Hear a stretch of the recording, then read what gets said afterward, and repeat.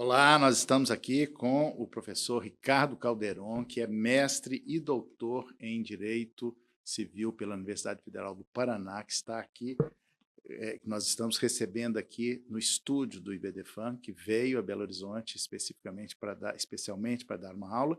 Nós estamos aproveitando a vinda dele e vamos explorar os conhecimentos dele a partir dos livros que ele escreveu, vamos bater um papo muito interessante. Obrigado, Calderon, vou te chamar assim já intimamente. Obrigado pela presença, obrigado por ter vindo aos estúdios do IBDFAN. Olá, Rodrigo, eu que agradeço, é uma alegria estar aqui conversando contigo nessa bela sede do nosso Instituto agora e sempre aprendo também com as tuas palavras, teus ensinamentos e com a tua ousadia na direção do Comando IBDFAN. Então, cumprimento também todos, né, que estamos assistindo aqui e vamos conversar. Bom, a nossa conversa de hoje é sobre afeto, afetividade, e isso, embora seja um tema que é o tema mais caro para o IBDFAN, que revolucionou o direito de família, continua revolucionando o direito de família, né? Porque o afeto é sempre revolucionário e todas essas mudanças do IBDFAN se devem a isso, mas há pessoas que até hoje acham que isso não tem importância, ou que isso não é possível ter se tornado um valor jurídico. Mas a grande mudança é que isso se tornou um valor jurídico e daí foi um passo adiante para se tornar um princípio constitucional não expresso, né? E aí que eu queria começar te fazendo uma pergunta e que você nos dissesse sobre, que foi sua tese de doutorado, se não me engano, né? Que é o princípio da afetividade no direito de família, que é esse livro aqui que está saindo, a terceira edição, né? Terceira edição. Eu tenho a segunda, acabei de ganhar a terceira, obrigado. Mas o que você falou nesse livro aqui, Calderon? Então, Rodrigo, sabe que a afetividade ela vem fazendo um percurso construtivo paulatino, como você acompanhou de perto, e o IBDFAN também, e ela veio efetivamente ganhando essa projeção e sedimentou como princípio. Então, hoje, há algumas pessoas que entendem que não, mas fato é que a doutrina majoritária e a jurisprudência, inclusive os tribunais superiores, tratam a afetividade como princípio do direito de família. Essa percepção principiológica permite que ele se irradie por diversos espaços das relações familiares, até mesmo na adoção, muitas vezes, agora a afetividade é utilizada como uma chave de solução. Então, essa leitura psicológica, ela tem efetivamente essa possibilidade de aumentar, né, a compreensão da afetividade. Mas, por outro lado, e que eu sustento aqui no meu trabalho já há algum tempo, estamos num momento de maturidade. Defende a afetividade não é tudo também, não é uma carta branca, como a gente sempre defendeu. Eu defendo aqui uma seriedade na leitura jurídica da afetividade para dar as balizas e trabalhar tecnicamente, juridicamente disso. E é essa aqui a minha proposta nesse trabalho é dar os contornos atuais com essa maturidade que o tema ganhou. Acho que esse é um bom resumo. O tema ganhou uma maturidade hoje e projeções concretas muito Pois é, interessantes. isso graças não apenas ao afeto ter se tornado um valor jurídico, mas também à compreensão de uma principiologia para o direito de família, o direito das famílias e sucessões, que, aliás, é o que tem salvado o direito de família, porque as regras, e eu particularmente gosto muito desse assunto, que foi minha tese de doutoramento na Sim, Universidade Federal do sim, nós Paraná, somos inclusive, né? parceiros. Essa principiologia, e que isso é o que tem salvado, porque as regras, né, o princípio é uma norma jurídica, é um gênero, a norma jurídica é o gênero que comporta as duas espécies, princípio e regra. A regra, que é na base do tudo ou nada, e o princípio que você vai moldando ali e adequando, né, aquela realidade. Então, graças a essa principiologia que nós podemos ajudar a fazer o direito de família evoluir, né? E é por causa disso, e a minha visão muito pela psicanálise, né, que é que o desejo estar aí, e isso conduzido, e o fio condutor disso, na verdade, é também a boa-fé, a autonomia privada, né? Mas esse princípio, e aí você dedicou sua tese, é um único princípio, eu me dediquei a 10, portanto, você aprofundou um pouco mais, e era muito importante falar desse princípio da afetividade, ele que irradia, né, para tudo isso, para todas as outras áreas, inclusive das sucessões, né? E agora, você vê a possibilidade desse princípio da afetividade fazer alguma interferência, eu não me lembro se você trata disso aqui no livro, no direito das sucessões? Eu já tive alguns casos, que depois posso até contar, mas que as regras do direito das sucessões, elas são muito rígidas, né? A ordem da vocação hereditária. Mas até que ponto o princípio da afetividade pode interferir nessas regras? Você vê alguma sair daí do princípio da afetividade para o direito das sucessões? Sim, isso que é interessante, como o direito é vivo e como ele vai se reconstruindo a cada dia. Então, no direito de família, a afetividade já tem projeções concretas, embora a cada dia nós vamos também ressignificando elas. Na infância também é muito forte, muito presente isso, mas nas sucessões há uma certa dificuldade, aquela ideia de estrita legalidade que nós aprendemos no direito das sucessões, na estrita legalidade das regras, há uma dificuldade de uma interpretação para questões mais abertas, principiológicas como essa. Mas, mesmo nas sucessões, passa a haver agora alguma interlocução com a afetividade. Primeiro exemplo claro é essas filiações sucessórias, como até o Rolf Madaleno cito também ele em homenagem a isso, eu trato disso do tema, que são pedidos de filiação socioafetiva pós-mortem ou pedido em multiparentalidade pós-mortem, com o objetivo de, né, receber uma herança também, entre outros, mas muitas vezes um objetivo claro de receber uma herança. E agora, recentemente, passa a se cogitar também de desfiliação, ou seja, a ruptura do vínculo de parentalidade, de paternidade é o mais comum, por ausência de convivência afetiva. E daí isso impacta também nas sucessões, alterando o quadro sucessório. E mais recentemente ainda houve uma notícia numa decisão judicial, muito incipiente ainda, que não temos acesso até ao acórdão, foi que por essa ausência de um suporte efetivo até se afastou da herança uma pessoa que queria receber um quinhão sucessório, mas não havia feito frente a esse dever de afetividade, vamos chamar assim, ou seja, o dever de cuidado, atrelado à noção jurídica de afetividade, e por isso perdeu o seu direito à herança ou não teve direito a receber um quinhão. Há proposta de lei nesse sentido, mas passa a tensionar até nas sucessões, o que mostra a riqueza do direito, como é interessante, né? Me conte os casos aí, o que você já enfrentou? Pois é, a afetividade, ela permeia, entrelaça e perpassa todo o direito de família e sucessões, mais o direito de família, mas também o direito das sucessões, né? Eu tive um caso muito interessante, já falei disso aqui, mas acho que ele é um ótimo exemplo para poder dizer como isso interfere na ordem da vocação hereditária. 3 mulheres viviam juntas, 3 irmãs viviam juntas, com um homem, não numa relação conjugal, mas numa irmandade. E essas mulheres ela já estavam mais idosas, e o homem que vivia com elas, que vivia como irmão, ele não tinha descendentes, nem ascendentes, nem irmãos, ele tinha sobrinhos que moravam na Itália e que nem sabiam que ele morreu. Antes de morrer, ele começou a fazer um testamento, mas não deu tempo de fazer, e ele morreu, ele queria, ele gostaria, e deixou algumas manifestações nesse sentido, que ele gostaria que o dinheiro dele ficasse para essas 3 mulheres a quem ele considerava irmã, ou seja, era uma relação fraterna. Ele morreu, obviamente que, bom, como é que nós vamos fazer agora com isso para mudar a ordem da vocação hereditária?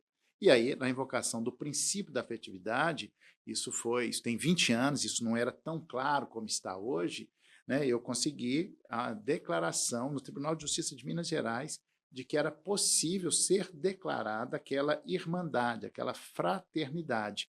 E o que sustentou isso foi o princípio da afetividade, ou seja, o princípio da afetividade pode mudar a ordem da vocação hereditária, né? Porque é o nosso velho encontro e desencontro, quando nós advogamos, do justo e do legal, que nem sempre são coincidentes. Aí o legal era a herança daquele falecido iria para os sobrinhos, que nem tinham sabido que ele tinha morrido.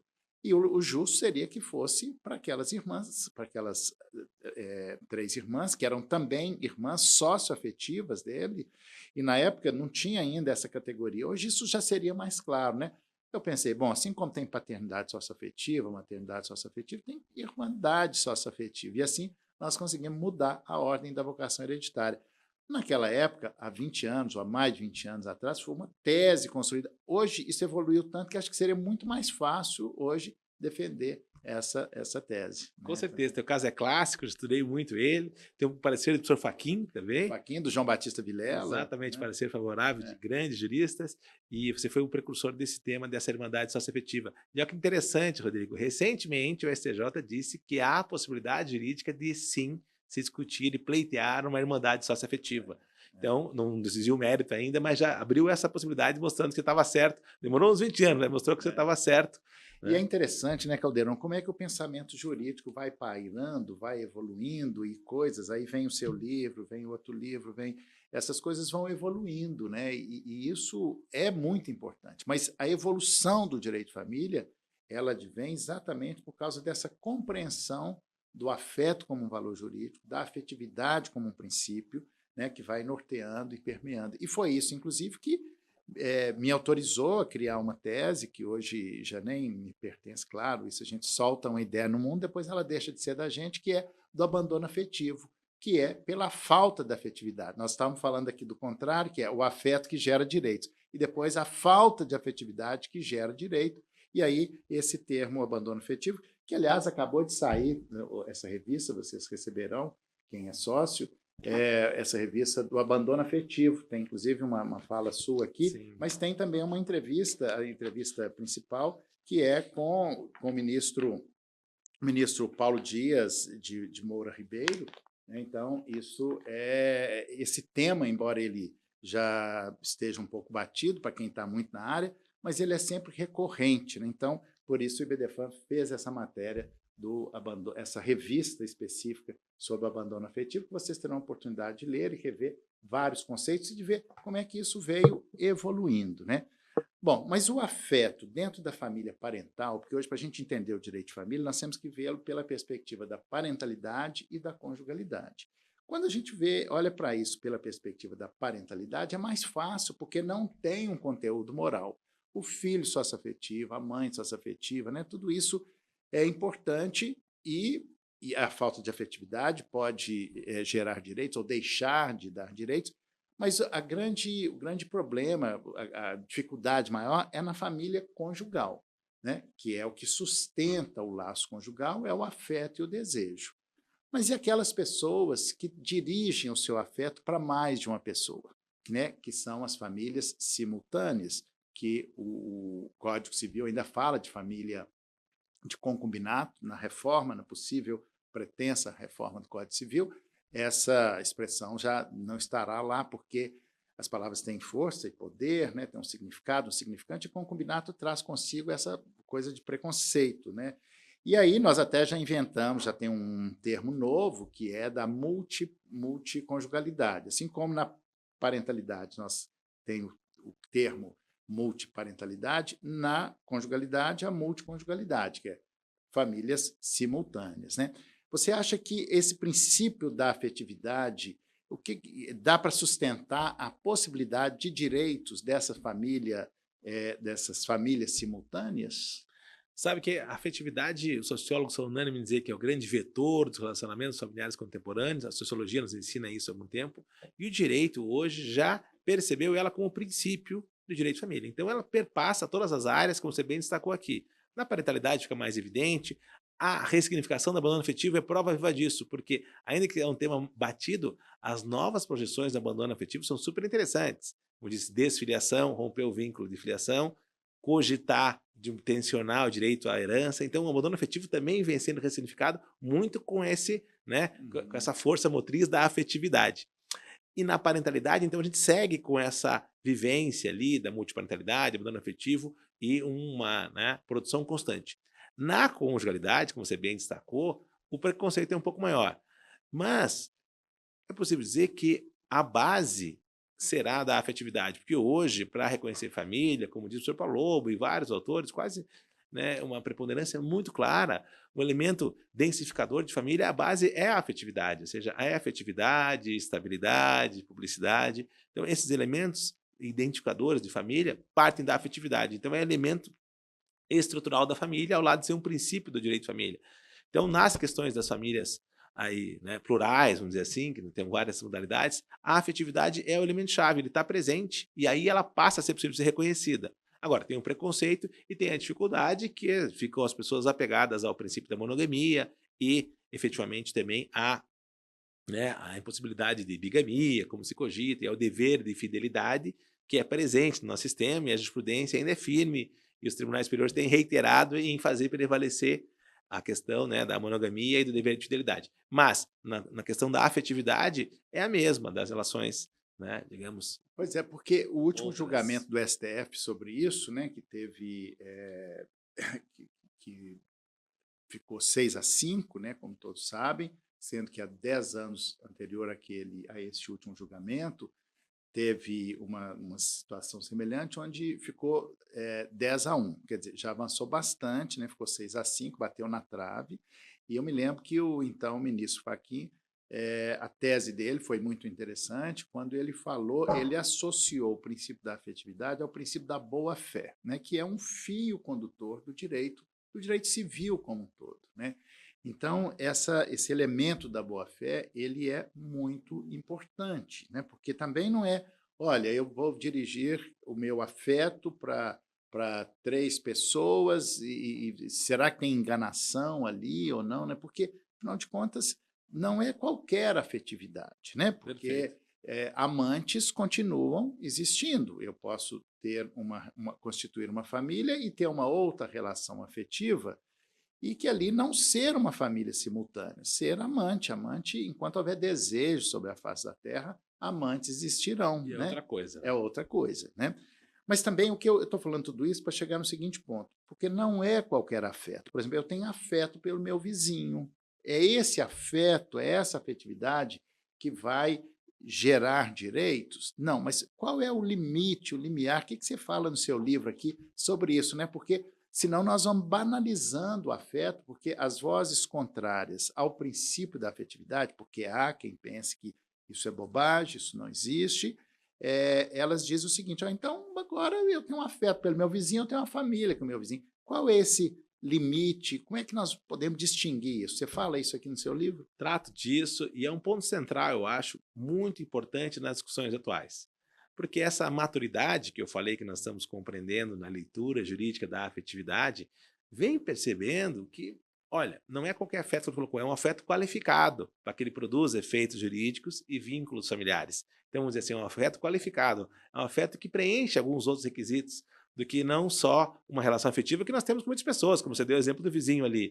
E não basta, como a jurisprudência já vem percebendo isso também, só um afeto mais um suporte financeiro. Então não é porque eu tenho relação de afetividade com alguém e que eu pago uma mesada ou pago a faculdade de alguém que seja, que eu dou um suporte financeiro, que isso é filiação. Então tem sido muito importante essa distinção e a jurisprudência vem caminhando para o quê? Que estejam presentes para declarar uma filiação socioafetiva, por exemplo. Aquela clássica posse de estado de filho, nome, tratamento e fama, de modo geral, mas também uma certa vontade do ascendente, do pretenso, né, apontar do pai, que é o mais comum, também no sentido de que ele tivesse externado publicamente esse desejo, como você gosta de falar, de ser pai, de ser ascendente e tudo. Então nós estamos agora tendo uma maturidade com requisitos claros para diferenciar essas situações de banalidade, situações de afetividade comum que todo mundo tem na sociedade, com esse afeto qualificado e requisitos para relações parentais. Pois é, essa é uma questão importante para nós não banalizarmos o princípio da afetividade, porque isso é muito sério, né? Assim como o princípio da dignidade humana está banalizado, porque tudo é dignidade humana, você pode invocar a dignidade para atribuir direitos e para negar direitos, né? Por exemplo, quando, antes de 2010, quando algumas religiões invocavam o princípio da dignidade humana para dizer que relações homoafetivas não podiam ser legítimas e nem constituir família. Mas foi esse mesmo princípio da dignidade humana que o STF invocou exatamente para caracterizar as relações, para dar legitimidade, caracterizar como família as relações homoafetivas. Então, nós temos aí um limiar desse tênue entre essa banalização, né, desses princípios, né? Então, é preciso, e eu imagino que você passou anos aí no seu doutorado tentando qualificar melhor isso e destrinchar isso para que seja um afeto, não é um afeto pelo vizinho, né? Eu diria o afeto pelo cachorro, isso até pode ser, porque hoje nós temos a família multiespécie, poderia ser, né, o afeto pelo vizinho, pelo meu amigo, né? Então, esse conceito de família, que a mim interessa muito, porque ele toca na questão da psicanálise, né, que é uma estruturação psíquica, onde cada membro ocupa um lugar, uma função, mas tem que ser perpassado pelo afeto. Então, não é simplesmente o afeto, né, que caracteriza isso. Você abre o seu livro falando do conceito de família pela afetividade, né? Como é que você, então, define isso? Só para a gente Exatamente. entender. Então, o que eu acredito muito nesse sentido, que a gente tem que tratar com técnica jurídica, essas questões para dar seriedade a um princípio como o da afetividade. Então, eu estudo há quase 20 anos isso. Minha preocupação é fazer uma teoria do direito, com as técnicas jurídicas, as ferramentas que o jurista trabalha, que a gente consiga, então, dialogar com seriedade e profundidade no princípio da afetividade. E isso que eu tenho conseguido já há algum tempo, fiz essa nova edição falando das projeções concretas da afetividade e procurando demonstrar aqui justamente que a afetividade jurídica ela tem uns certos contornos, um certo sentido, e é possível, então, se tratar e se apurar num caso concreto, se está presente, se atendeu essa afetividade jurídica ou não se atendeu essa afetividade jurídica. E até diferencio ali, afeto é sentimento anímico, eu até prefiro falar de afetividade, que já envolve uma atividade de afeto. Afeto é o sentimento anímico, é difícil a apreensão pelo jurista, pelas ferramentas do direito, a gente não consegue pegar o afeto em si.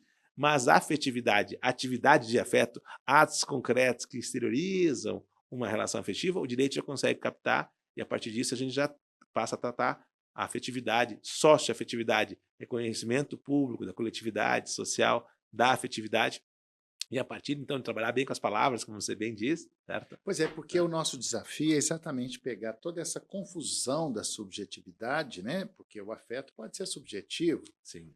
e transformá-lo em objetividade dos atos e fatos jurídicos, né? Então, tem aquele julgado clássico, né, da ministra Nancy Andrighi, que fala o afeto ele se traduz, ele tem que ser traduzido em prática, né? Assim, é o cuidado, né? É a educação, né? Isso é o dever de cuidado, né? Aliás, o cuidado que é um valor jurídico importante, né, de ser também trabalhado, né? Acho que tem Sim. alguns que está atrelado, né?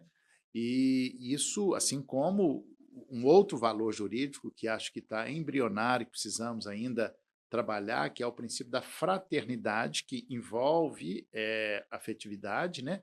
Mas não para constituir uma relação conjugal ou uma relação parental, quer dizer, a parental sim, né? Porque a relação pode ser declarada uma irmandade, se praticou atos, né? Ali que é meio como a união estável, ato, fato jurídico, né? Mas a grande mudança e o grande desafio é, nas situações concretas, de transformar aquela subjetividade em objetividade. Mas isso traz alguns problemas. Por exemplo, que na relação de namoro, né? Eu recebo constantemente consultas de pessoas assim, como é que eu faço para namorar em paz? Só quero namorar. Eu tenho uma afetividade por essa pessoa, mas a partir de quando aquilo vai virar união estável ou não? Então tem esse limiar tênue. E temos também, que aí eu acho tem mais a ver com o seu livro e com o princípio da afetividade, que é o limiar tênue entre padrastio e pai socioafetivo, porque pai socioafetivo é exatamente a expressão, a prática, né, o ato, fato jurídico, afetividade, né, na prática da afetividade. E o padrasto tem afeto também pelo seu enteado, né? Como é que é esse limiar? Você já parou para refletir sobre isso? Assim, qual é esse limiar? Como é que nós poderíamos? Porque o nosso desafio é esse, é ir distinguindo isso, né?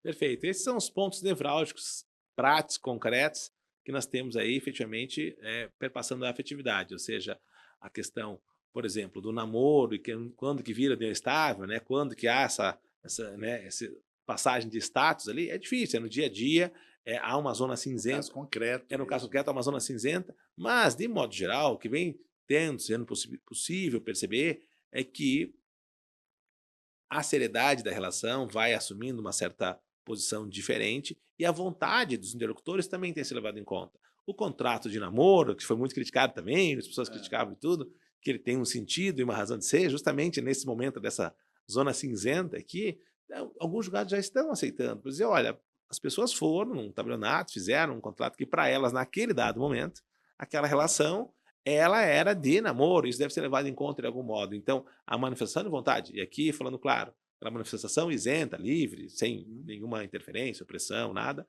as partes estão conversando, esses clientes nossos procuram, muitas vezes falam, você leva um contrato de namoro, então, conversa com o teu parceiro e tudo, isso então tem sido levado em conta. Então, há uma zona cinzenta em algum momento? Pode ser. Então, essa promoção do namoro para o união estável, o que pode ser um demandador que vai diferenciar essa vontade. E mesma coisa na questão do padrastio e na questão do filho socioafetivo. O padrasto é padrasto, nós sabemos, é diferente, não é pai, nem todo padrasto é pai, Mas algumas relações de padrastio acabam se convertendo numa filiação socioafetiva, nessa Sim, zona e cinzenta, quando e a jurisprudência, só para concluir, a jurisprudência vem causando justamente isso. Nesse momento dessa fronteira aí, então, entre essa passagem uma para outra, o elemento vontade tem sido muito forte, como eu comentei aqui. E a vontade desse ascendente, desse pertenço ao pai, desse apontado pai, naquele momento era uma vontade, foi externada de algum modo, uma vontade, sim, aqui eu vejo uma filiação, aqui eu quero receber a filiação ou não. Pois é, e nós advogados somos procurados para resolver esses problemas, né? Eu, quando na minha clínica do direito, no meu escritório de advocacia, né, eu tenho feito contrato de namoro, mas dizendo, olha, se transformar, vai ser o regime tal, mas dizendo, deixando, é importante deixar claro para os clientes que aquilo não é uma garantia absoluta. Aliás, a garantia absoluta é só que nós vamos morrer, né? Mas garantia máxima, e inclusive do contrato de namoro, ok, mas do padrasto. Então, assim, se vai fazer um testamento, é importante dizer se tem ou não o filho socioafetivo. Mesmo se disser, também não é uma garantia absoluta, mas é um indicativo, né, um indicador. Então, é importante que esses instrumentos vão dando proteção, né, a essas pessoas que nos procuram. Sabe que aqui tem um grande ponto relevante que nós temos que passar a dar atenção agora. O direito, ele está chegando nesse momento de maturidade, como eu falei, e muitas vezes ele quer levar em conta a vontade livre do agente que ele está a julgar. E uma das maiores angústias, digamos, de reconhecer uma filiação socioafetiva pós-morte, por exemplo, Uhum. é a dúvida que ficam todos, principalmente o juiz e o promotor que está ali, mas será que aquele cidadão queria reconhecer ele como filho ou não? Ficou aquela dúvida, porque alguns atos para algumas pessoas são de mais cara de filiação e para outras não, está nessa zona cinzenta. Também tenho dado vários pareceres nesse sentido, tenho recomendado muito isso, Rodrigo, nesse sentido. Faz o testamento, ou faz mesmo uma escritura pública, que seja unilateral a declaração, dizendo, olha, eu ajudo tal pessoa, eu trato bem, eu gosto tal, mas eu não vejo como filiação socioafetiva, ou eu vejo e não quero reconhecer em Porque vida. senão vai ficando difícil. Olha, eu não posso mais tratar bem o meu enteado. Claro. Né? Então, assim, eu quero tratar super bem o meu enteado, mas eu não quero ser pai dele. Né? Essa liberdade, porque essa liberdade, esse fio condutor do direito também, um outro fio condutor importantíssimo, que é a autonomia privada, essa liberdade. Né? Então, esses instrumentos jurídicos vão sendo importantes de ir demarcando esse território. Claro, porque né? o brasileiro ele é solidário, o brasileiro é um homem cordial, assim, ele costuma dar. Quantas pessoas não foram ajudadas aqui? Um parente pagou a faculdade, deu carinho, deu afeto, deu um apoio financeiro e tudo, mas sem que isso venha a consolidar uma filiação. Então é importante essa manifestação de vontade, essa liberdade, liberdades, como diz o senhor Pianovski, meu orientador aí, também vem defendendo isso. Essa liberdade no direito de família que nós estamos agora permitindo que coexista com a afetividade. Então, é esse equilíbrio entre afetividade, sim, que gera direitos e obrigações, mas respeitando a liberdade dos titulares de eventualmente declarar, num sentido ou no outro, como nós estamos comentando aqui. Exatamente. Bom, então é por isso que é importante que a gente pense, escreva livros como esse que você escreveu, O Princípio da Afetividade no Direito das Famílias, terceira edição. E para a gente terminar, eu vou dar uma guinada geral, porque o Ricardo Calderon é também o vice-presidente da Comissão de Arbitragem no Direito de Família, que é uma coisa nova. Né? O presidente é o professor Francisco Carrali, e o Calderon é o vice-presidente, e que tem planos aí para o desenvolvimento disso. E esse plano começa, inclusive, com um livro seu, né, que você escreveu sobre isso, uma outra tese que você desenvolveu. Então, isso já vem sendo falado pelo BDFAM, mas nós estamos agora concretizando isso nessa comissão, que vamos desenvolvê-la mais a partir desse ano, do ano que vem. Mas só resumindo para a gente concluir. Então, é possível, em que sentido é possível a arbitragem no direito de família e sucessões? Rodrigo, eu defendi minha tese agora de doutorado na Federal do Paraná sobre essa questão, e a afetividade é o meu mestrado, já tem alguns anos, por isso está na terceira edição, tem alguns anos, e agora o meu estudo de doutorado é justamente sobre essa possibilidade de transação, negociações e arbitragem nos conflitos familiares.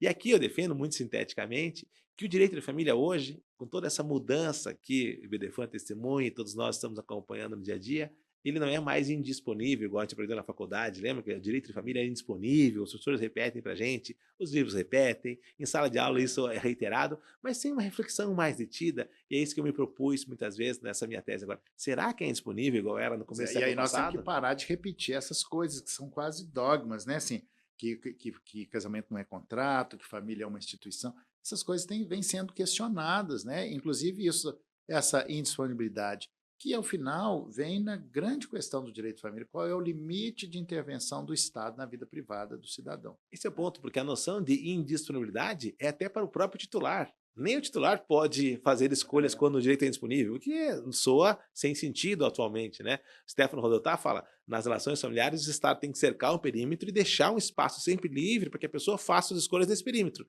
O Estado cerca de interferências indevidas, da religião, do mercado, de opressões e tal. Protege vulnerável, perfeito. Mas ele deixa sempre um espaço, uma área no qual a pessoa possa fazer suas escolhas pessoais, suas mais relevantes. Então, as escolhas pessoais não podem ser indisponíveis. E até porque o direito de família, metade é direito pessoal, a outra metade é direito patrimonial. Perfeito. E a arbitragem tem esse aspecto. Então, porque se nós compreendemos o direito de família não mais como todo ele indisponível, como era até pouco tempo, e eu defendo que não é mais essa minha tese, nesse meu livro novo, e se nós dizemos que o direito de família é prima facie disponível, como eu defendo, que eu digo que o direito de família é prima facie disponível. Ele tem uma disponibilidade como diversos outros direitos, mas com uma peculiaridade. Em alguns momentos, há sim algumas zonas de interferência e de indisponibilidade. Por exemplo? A mulher, a criança, o idoso. Mas a parte disponível, o que seria uma arbitragem em direito de família? O que seria possível? Dando um exemplo concreto. A arbitragem exige o que pela legislação do Brasil? Direito disponível e patrimonial. Direito patrimonial disponível. Então, na questão dos direitos familiares, a partilha de bens, a partilha conjugal, por exemplo. Então, o casal está lá, terminou, está discutindo as questões de filho no judiciário, tudo bem, mas ele tem uma partilha de empresas de milhões, offshore, com esse planejamento acessório bombando agora, né, fundos, etc., e eles querem discutir só a partilha, só que não querem levar no Poder Judiciário, porque demora, o Poder Judiciário tem dificuldade de avaliar a empresa, mas no exterior, etc., eles querem remeter só a partilha para um juízo arbitral. É um direito patrimonial evidente, partilha de adultos. E aqui eu entendo que não há uma indisponibilidade para o próprio titular. Eles podem, os dois em conjunto, fazer um compromisso arbitral e dizer vamos levar a nossa partilha para a arbitragem. Não envolve menores, não envolve situação de vulnerabilidade. Os dois são grandes empresários, a mulher e o homem, vou pegar um exemplo, ou 2 homens ou 2 mulheres, tanto faz, mas no mesmo status aqui, sem qualquer opressão, livremente eles querem optar, não ficar na jurisdição estatal, que tem suas vantagens, mas tem também seu tempo, e ficar no juízo arbitral, que tem muitas vantagens, sigilo e outras peculiaridades. E é essa liberdade que nós temos que dar. As pessoas vão escolher. Quem quer ficar na justiça estatal, ficará. Quem quer, por uma questão patrimonial como essa, é o inteiro possível. O Francisco Carralho já falava isso, depois você vem, faz a tese de doutorado, reafirmando isso, e essa é uma novidade que mereceria uma outra conversa longa, mas nós vamos encerrar por aqui. E agradeço muito a presença do professor Ricardo Calderon, que veio aos estúdios do EDEFAM para dar aula e gravar esse podcast. Muito obrigado, Calderon, pelas suas contribuições, pela visita, e vamos dar aula.